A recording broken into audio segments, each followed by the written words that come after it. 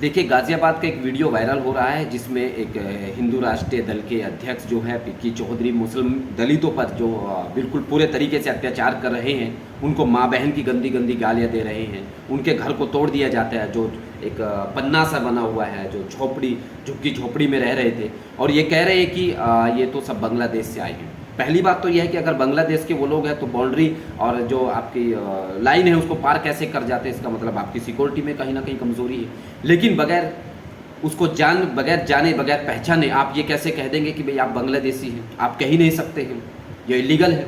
लेकिन वो लोग भारत के नागरिक हैं, इस देश में जन्मे हैं, और वो इतने गरीब हैं कि वो झुग्गी झोपड़ी में रह रहे हैं, वहाँ पे कीचड़ हो रहा है, पानी हो रहा है, और आप अपने आप को नेता साबित करने के लिए आप उनके ऊपर लाठी चार्ज कर रहे हैं। एक बार शर्म करनी चाहिए थी आपको। उस घर में उस छप्पर उस पन्ने के अंदर जो है, उस झुग्गी झोपड़ी में उनकी पत्नियां भी रह रही है, उनकी लड़कियां भी रह रही हैं, उनके लड़के भी रह रहे हैं, उनका पूरा परिवार रह रहा है। ऊपर से बारिश टपक रही है, नीचे कीचड़ है, कैसे वो खाना खा रहे होंगे, कैसे बना रहे होंगे, कैसे रह रहे होंगे, उसका फिक्र करना चाहिए था आपको।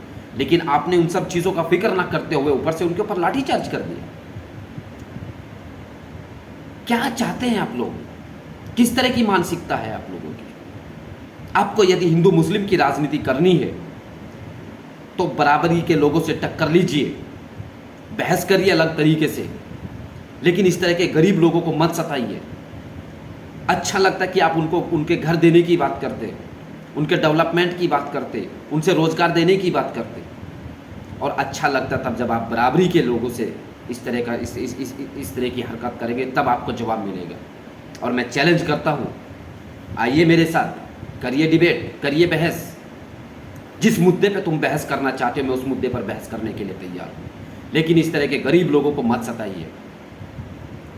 आपको इनके रोजगार की बात करनी चाहिए थी, इनके डेवलपमेंट की बात करनी चाहिए थी, लेकिन आपने वो सब ना कर करके उनको हिंदू मुस्लिम बनाने की कोशिश की है, अपने आप को सुर्खियां बटोरने की कोशिश की है। मैं ये कहता हूं कि इस तरह के लोगों के खिलाफ सख्त से सख्त कार्रवाई होनी चाहिए, और यदि नहीं कार्रवाई होगी तो आज हमारे हज़ारों लोग जो है मुस्लिम, जो दलित झुग्गी झोपड़ियों में रह रहे, कल उनको भी खतरा है। और मैं अपने लोगों से भी कहना चाहता हूँ, अपने नेताओं से भी कहना चाहता हूँ कि आप जो इन लोगों की रहबरी कर रहे हो ना, इसको ढंग से कीजिए। आपकी वजह से आज हमारी झुग्गी झोपड़ियाँ बनी पड़ी हैं, रेहड़ियाँ लगा रहे हैं, और सरकार भी ये आदेश देती है कि रेहड़ी पर नाम लिखाएगा तब उससे फल फ्रूट्स खरीदा जाएगा, सब्जी खरीदी जाएगी। कहाँ लाकर खड़ा कर दिया तुम लोगों ने? मैं नहीं चाहता कि हमारी कम्युनिटी के लोग आगे झुग्गी झोपड़ियाँ लगाएं, उन्हीं में रहे। मैं चाहता हूं कि इस कौम के अंदर कलम की ताकत हो, अधिकारी हो, ताकि इस तरह के संगठन के लोग आपके आगे सर झुकाएं।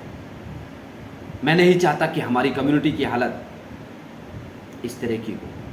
मैं चाहता हूं कि हम लोगों को अपने अंदर एक डेवलपमेंट की बात लानी होगी, एक समाज सुधार की बात लानी होगी, एजुकेशन को, तालीम को हासिल करना होगा, राजनीति को समझना होगा।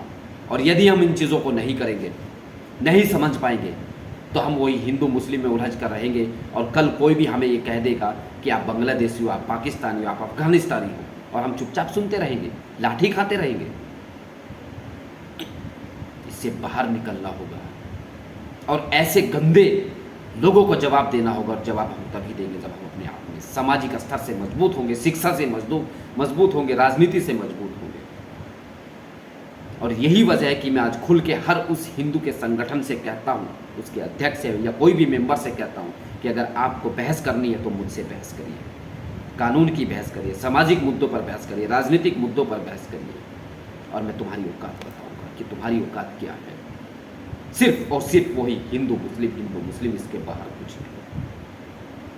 और इससे पिक्की चौधरी से मैं ये भी कहना चाहूँगा कि आपको एक बार सोचना चाहिए था, आपके घर में माँ और बहन बेटी है, उनकी इज्जत के साथ यदि खिलवाड़ हुआ और हो तो आपको क्या महसूस होगा, जरा सोचने की कोशिश करें।